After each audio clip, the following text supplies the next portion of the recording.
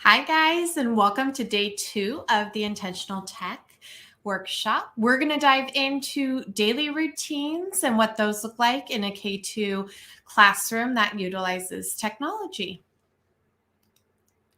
All right.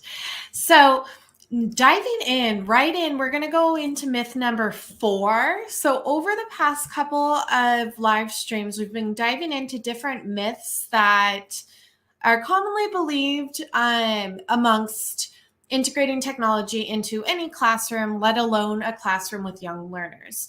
So, myth number 4 is what I have been doing has worked without tech for years. Now, it's not necessarily a myth. I'm sure it has, but the reality is that the children that are in the classroom today, even pre-pandemic, have much different needs than the children 10 years ago. They're raised in a tech-heavy atmosphere, and their jobs and future careers, whatever they may be, are going to require them to be tech literate. So being able to demonstrate their learning and understanding through technology resources is an essential life skill, essentially, for these kiddos. So, according to Alvin Toffler, the illiterate of the 21st century will not be those who cannot read or write, but those who cannot learn, unlearn, and relearn.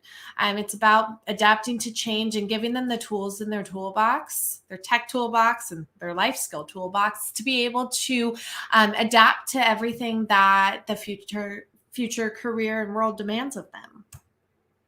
Okay, so daily routines. You may be wondering why there's a little baby right there brushing his teeth, but a lot of the routines that I'm going to talk about are similar to brushing your teeth. When you're teaching if you have children, when you're teaching your children to brush their teeth, I'm in that right now with my 2-year-old, it is a lot of work. They're not always going to do it right, but I have to be consistent and precise with how we go about that routine.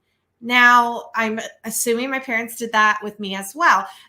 As an adult, do I have to think about brushing my teeth and how to do it? No. So the goal of these daily routines, yes, they may be more work to instill initially, but if you put in that consistent effort, the payout is tenfold, like I said yesterday, because you're going to build up that automaticity. So yesterday we talked about the top 5 systems. Systems are like the overarching expectations that you go by, or principles that you go by in your classroom. And the routines are kind of the rules or the steps that help make that system work. So in order of my preference, yours could be different, but number 1 system is organization, then classroom management, teacher productivity, lesson planning, and communication. I'm going to dive deeper into teacher productivity and classroom management today in regards to routines, just for time's sake, but keep all of those in mind. So, organization routines. Again, these are the steps that help make your organization system successful. Daily routines are what I'm going to be focusing on. There are also weekly routines, and there could be flexibility here, but some things to think about. Turning on teacher devices, distributing student devices. How and when are you going to do that? Who is going to do that?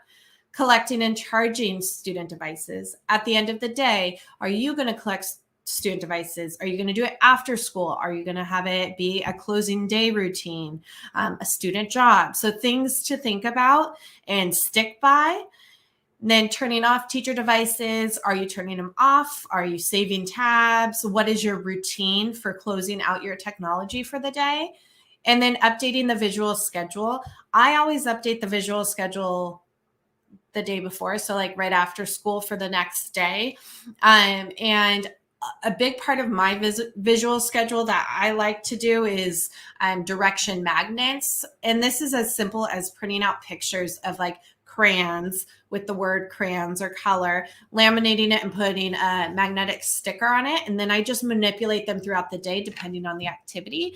But a big one that I use is the seesaw symbol. You'll see in these routines how it's incorporated, but I'll do the seesaw symbol and laminate it, make it a magnet. And anytime they get to the end of their routine direction, or I mean their activity directions, you're going to put that, or you can choose to put that seesaw magnet up there. And they know automatically, what do I do with this? I turn it into seesaw. So that is really helpful. Now, classroom management routines. Some things that I'm going to cover are tech captain, what their role is, how you can utilize class jobs, right versus privilege expectations, student login procedures, independent work routines, small group routines, center routines, and kind of how I incorporate quiet choice throughout that. Things to consider. So the tech captain is one of those students that is, or group of students that are very reliable at each one of your, however your room's organized. There was one at each table each week. So the tech captain, without, fighting for it, that was their job to go get their table's devices in their table bin that I had pointed out in previous lives, bring it over in the morning, make sure everything's ready to go. And then at the end of the day, it is their job to bring it back to the charging station and either hand it off to, we call them our technicians, our class jobs, that those students plug in those devices. Depending how much you use your devices and whether they go home or not, that is going to be kind of different, and you have to be flexible, but those are some things to consider. And then again, class jobs. I always had a student that was in charge of turning on the TV or switching inputs.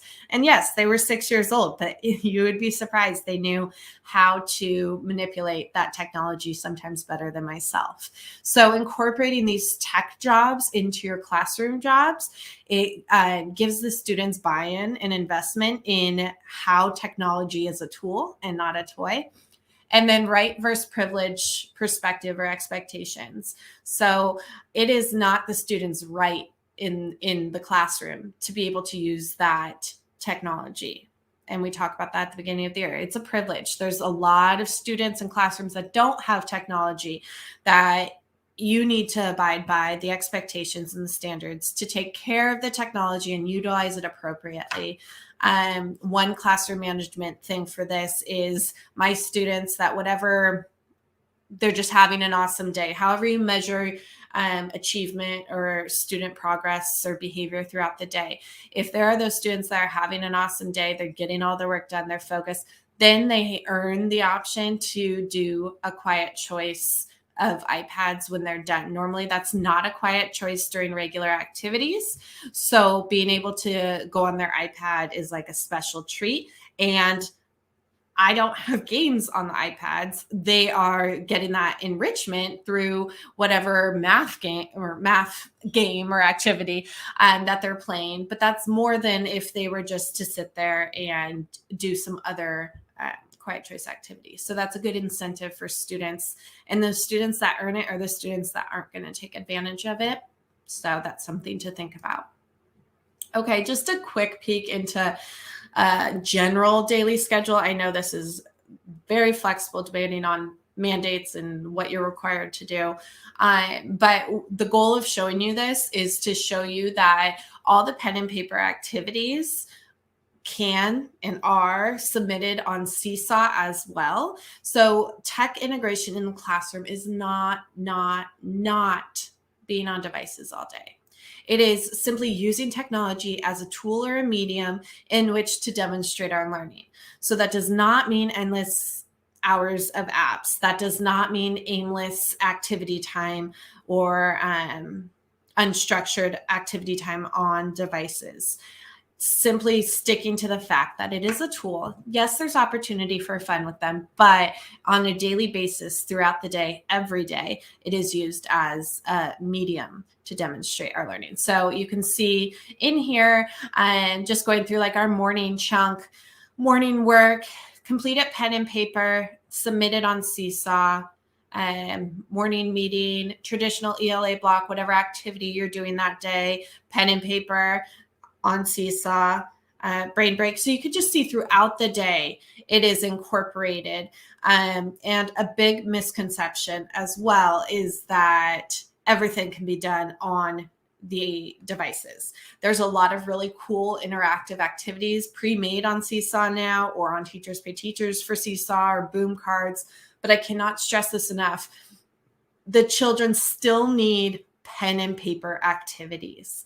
They need to be able to be practicing those fine motor skills and developing those writing skills and their pencil grip. Everything that you've done for years, that is still a need. That has not gone away, but they can extend on that by taking a picture, reading their work back to you, or using a stylus and doing it digitally. But pen and paper is the way to go. Do not get rid of it.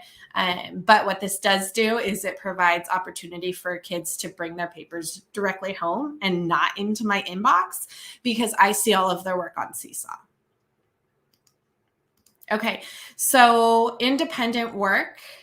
Just kind of a simple routine. Of course, there's lots of bits and pieces, but some things to think about in implementing an independent work routine is after the lesson is taught or the activity is assigned, the steps that you would like to see are the student completes the work, the student submits it on Seesaw, if that can be as simple as just taking a picture and turning it in. And then the hard copy goes in their cubby and they make a quiet choice.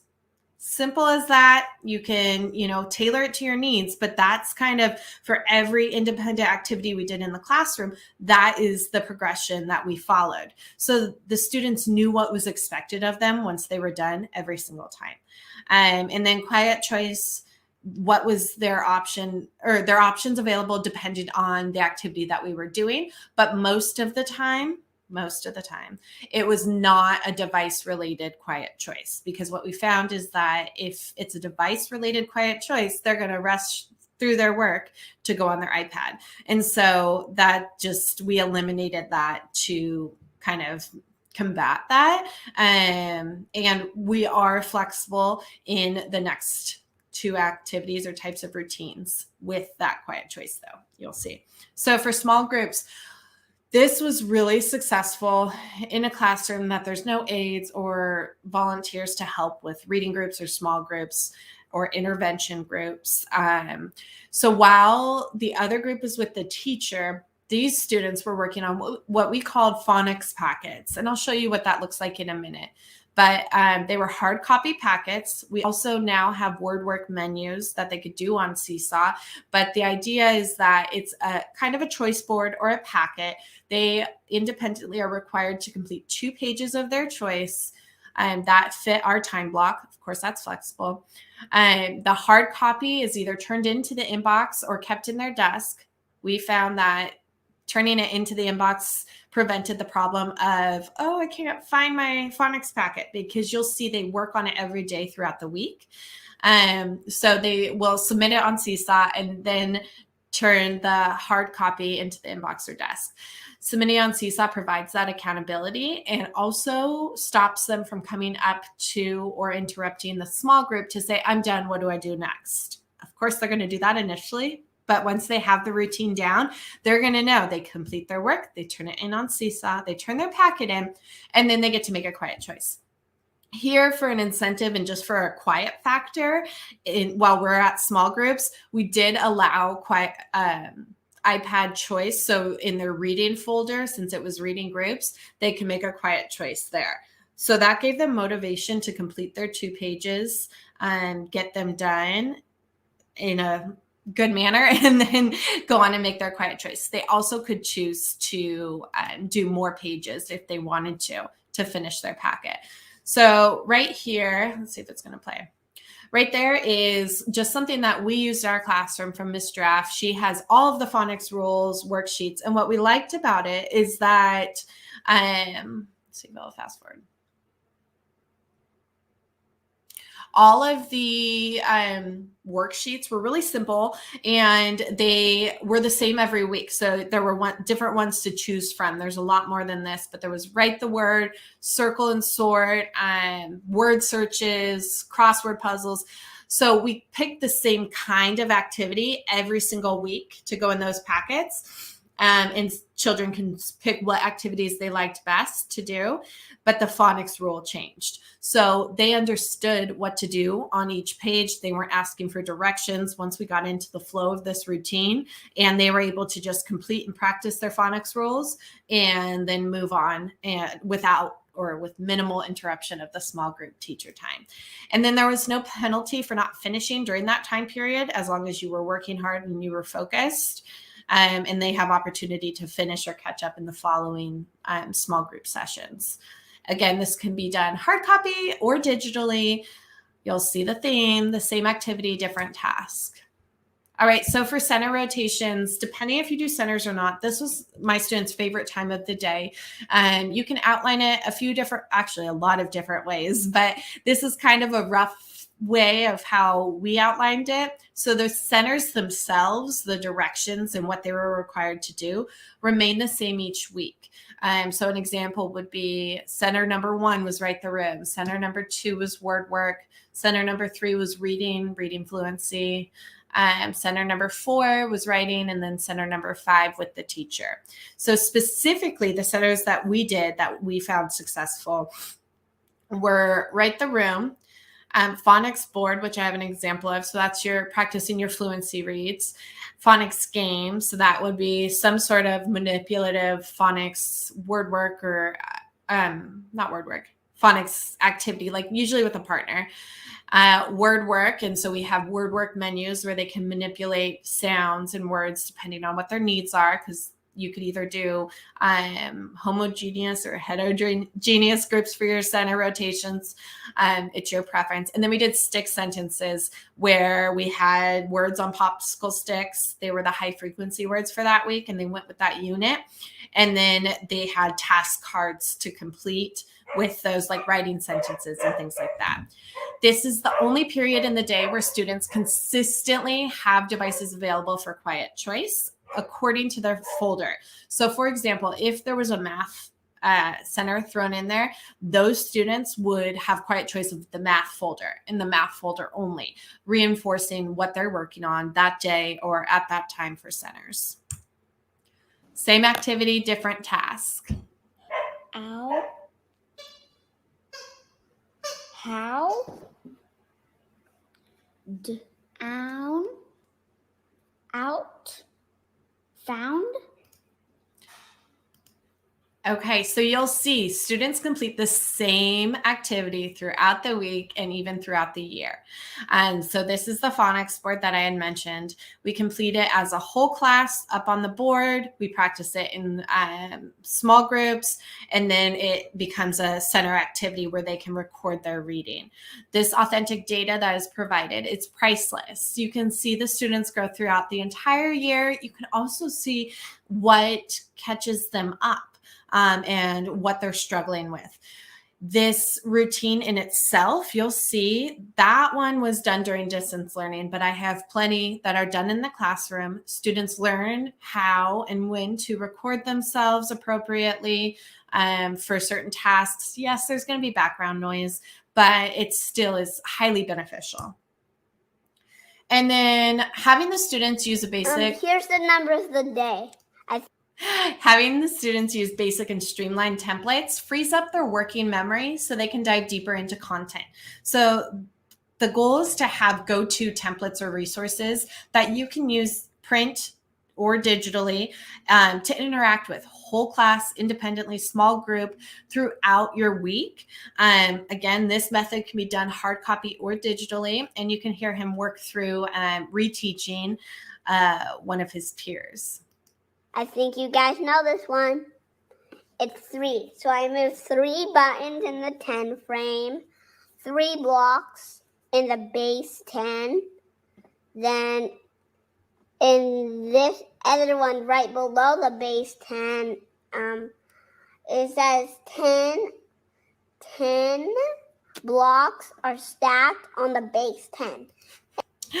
So this is not only adorable, but it provides so much more information than simply observing students in the past or pen and paper test. Like, it's just amazing. Okay, productivity routines. Weekly, the productivity routines that I attempt to do, you may have different requirements, but these were on my list. Change the focus wall. So that next week's objectives, phonics words, high frequency words. Distribute upcoming manipulatives. So I had center bins. So if I was changing out, say, the popsicle sticks with the high frequency words for the next week, I would just swap them out. Make copies for the next week, clear out the student inbox. So the paper student inbox, everything could go home. Everything I need is on Seesaw. Approve student Seesaw work. So at a different date, I'll go through kind of some of the procedures that I take to make this easier. I don't go through and grade every single piece. And I explain that to the parents that some of this is going to come to you as is. That doesn't mean I'm not looking at it or aware of it, but this is the authentic work that your child turned in, and they can take it upon themselves to work on it at home. And then obviously we'll be working on it in the classroom. And then reset the class reward system. So depending on your preference, we had opportunity each week to have, we did table points. So, and on Friday, we had Friday free choice, and whoever had the most table points got to choose their choice first. Simple. There were a couple different management things that I used in the classroom, but that is a weekly one that needed to be reset. And then lesson planning routines. Open one tab Chrome extension, and I'll show you that in a minute. Log in where necessary. So this would be daily.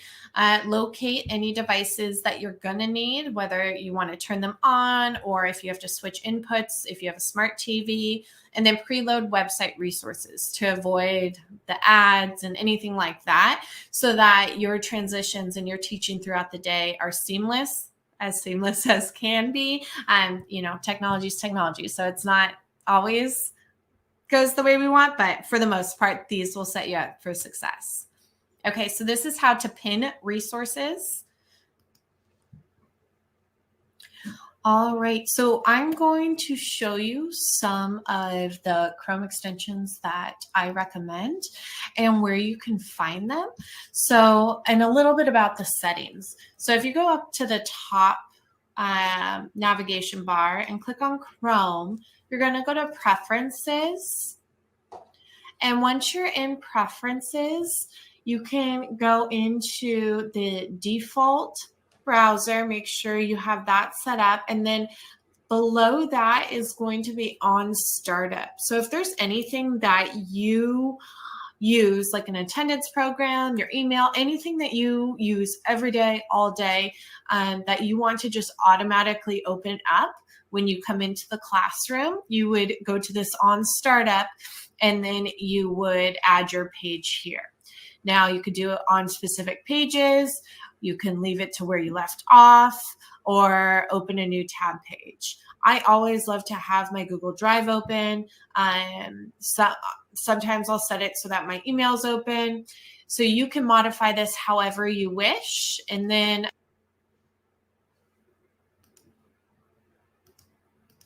okay, so I'm going to leave that right there. I want to post a follow-up video going more in depth with Chrome extensions because some of the ones that I had on my list are a little bit outdated, but definitely Sir Links a lot is one. And what that does is if you're on Google Slides, Google Docs, it allows you to make a forced copy to send out to your kids.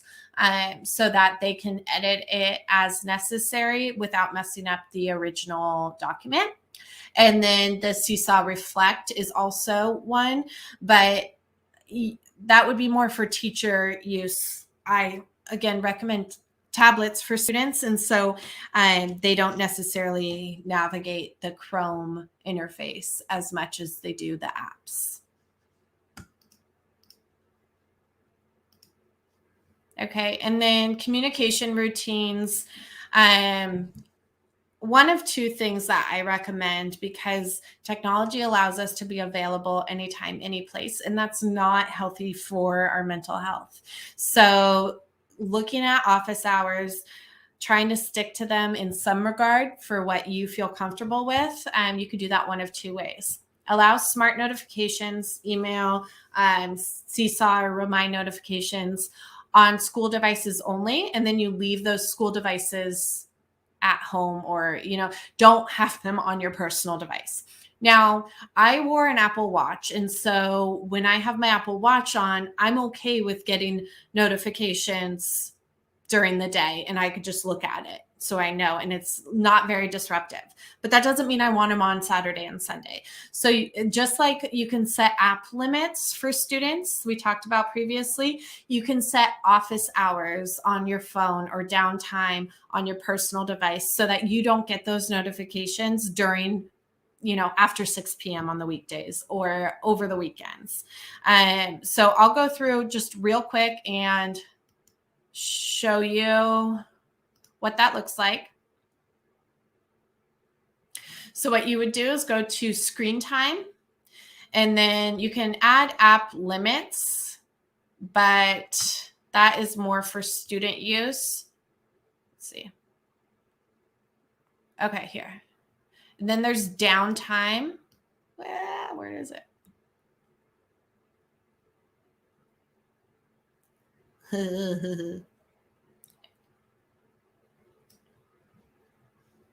Oh, golly gosh. Okay. Well, anyways, downtime is still in the screen time area, and you can right here schedule time away from the screen, and you can set your days. If there's something you want to always come through, you can schedule that there. You can move programs back and forth, but you can manipulate what you're available to when, and that's really helpful.